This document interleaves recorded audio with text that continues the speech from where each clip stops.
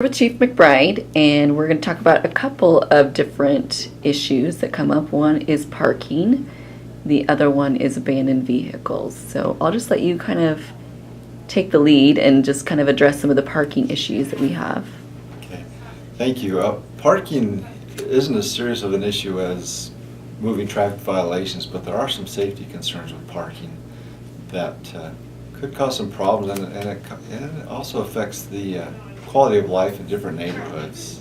You know, not only are we concerned with the safety issue, but the parking of abandoned vehicles on the street doesn't look very nice in a neighborhood, and so often neighbors are really concerned about how their neighborhood looks, not only to keep a pleasant atmosphere, but also there's the resale value that they're concerned about.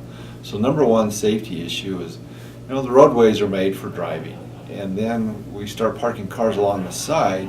It reduces that roadway and causes more of a safety problem. I'm not saying you can't park on the roadway, but there are some rules that have been put into place by our legislators that are important to help us understand and be a little bit more safe as we're using the roadways. And one of those is how we park, the direction that we park on the road. The state law and the city ordinance requires that when you're parking on the side of the road, that you park with the right side of your wheels on your vehicle within 18 inches of the right curb line. So that means that's typically your passenger side of your vehicle is within 18 inches of the curb line. Now there's a couple reasons for that. One is it's not as safe when you're parked on the opposite side of the road when you're trying to pull across two lanes of traffic. You have to look for both directions. If you're on the right side of the road, you don't have as many areas to be concerned about with safety. And also when it comes to pedestrians and bicyclists coming down the roadway, they're not expecting people to come across from the wrong side of the road. And parking alongside the road also is a concern because pedestrians, bicyclists, skateboarders, etc., sometimes come out from between cars, and with the vision restricted a little bit more by parking alongside the road, it's not as safe when people, whether they're legal or not, come out in the middle of the roadway. Sometimes it's little kids that come out, so it's very important that we park in the direction that we're required to for safety purposes. Also, some other issues that are not only safety, but it's consideration of the public, is parking on the sidewalk or pulling into a driveway and blocking the sidewalk.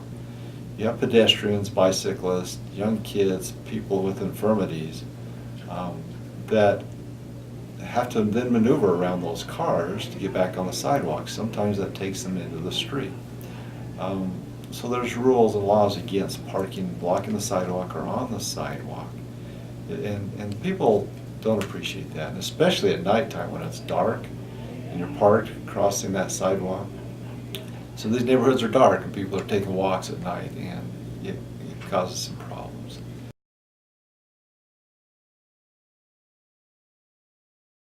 Now another parking issue that we have is at the airport, the curbside along the airport. A lot of people like to just pull up the curbside and get out and go and get their passengers that are coming in off the airplane. Well, the TSA has rules about that, and it's mostly rules dealing with Homeland Security and the safety of all the passengers, the people at the airport, and they're very concerned about that, so they've set those rules. And if we don't follow those rules, then they're not going to allow us to have an airport in Idaho Falls. And so we enforce that law that says you can't leave your vehicle unattended when you're pulling into the airport. They have parking lots for that purpose. So if you're pulling in to pick somebody up, somebody needs to stay with that vehicle so it's not unattended.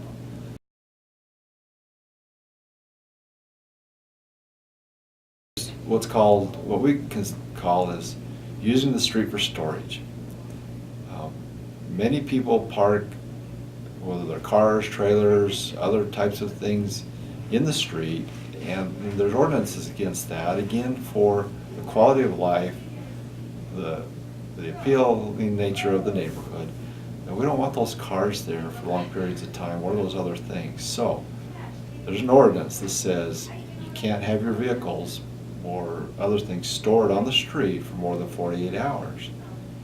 And so if you're moving it every day, that's fine, but just parking that vehicle on the street for storage is against the law. And the law says parked within the same location or same area. And so what that means is if you're just moving your car up for one rotation of the wheels, you're still in the same area. It requires it to be moved at least 500 feet. Otherwise, you're still in violation of the law. And then we have the trailers and campers that people park, especially this time of year in the summertime, while they're loading and unloading. And sometimes they leave them there all summer because they plan to go out every weekend. Well, that's against the law. The camper trailers that are parked there are purposes of loading and unloading only. The ordinance does allow for 24 hours to load and unload, but no more than 2 24-hour periods in a 7-day period can those vehicles be parked there. So it's important that you think of your neighbors, not only for the obstruction, but the appearance of your whole neighborhood when you got campers and trailers like that parked along your streets.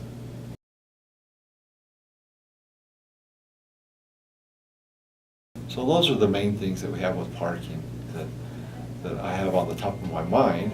Jolene, do you have other questions that I need to consider? I do. So back to the parking, we do get a lot of questions and comments regarding wrong-way parking, and it is something that we see throughout the city. So what is something that the police department is doing to help alleviate that issue?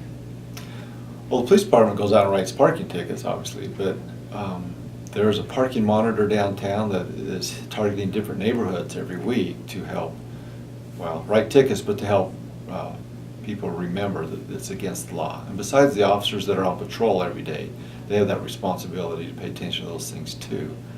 However, they're usually running from one call to the next, so if there's an issue, the public needs to call us and say, here's a problem we'd like you to address. Help us to recognize the problem in your neighborhood, and we can address it more quickly. And what about the Citizens Watch Patrol? That's a very good question. Citizens Watch Patrol goes out and looks for abandoned vehicles in the neighborhoods to help the police department because of the staffing again. And so they're a very good service to our community and save us lots of money by going out and helping identify those abandoned vehicles. I can tell you that with the help of the Citizens Watch Patrol, we tagged over 800 vehicles this last year in the neighborhoods in Idaho Falls for being abandoned. Now that doesn't come near the amount that are in this community, but they helped identify and the public helped identify those vehicles so that we could get them moved. And they are also going out to help at least notify people or warn people about the wrong-way parking as well. That's true. Thank you for that reminder. Yes, they're also going out and giving notices to people to help remind. So it's not just always citations. We are trying to notify the public. And also, the Citizen Watch takes a very active approach of writing tickets in the handicap parkings in the area, on the street side and in not the residential, but the retail establishments. So they're helping us out that way too, to keep track of those things. Okay. And what can residents do to either report parking issues or abandoned vehicle issues or any of that type of stuff? Well, the best way, and especially if it's a serious problem or immediate problem needs to be paid attention to, we need to call the police dispatch at 529-1200. That's the most important way. But you can also go to our website and make a request for us to look at those problems. And we'll send that out and assign those to officers or the volunteers to go and help alleviate those problems and concerns. And it doesn't help that we know, there's just a whole bunch of cars in 12 different neighborhoods. It's what neighborhood or street are we mostly concerned about? And identifying the specific vehicle is really a big help too, especially if it's an abandoned. Because we don't drive those neighborhoods every day. And so if you recognize a vehicle's abandoned, let us know. Give us that description. We can go and mark it, and then we can check on it in 48 hours, see if it's been moved. And then just one last thing, what can citizens do to help alleviate the parking issues? Well, they need to follow the rules. Again, for safety issues, and then the aesthetics of a neighborhood. Park on the right side of the road. It's safer, plus it's the law. Even if you're just pulling up for a quick drop-off and pick up somebody, you need to park on the correct side of the road. It's safer when you pull back out on the street.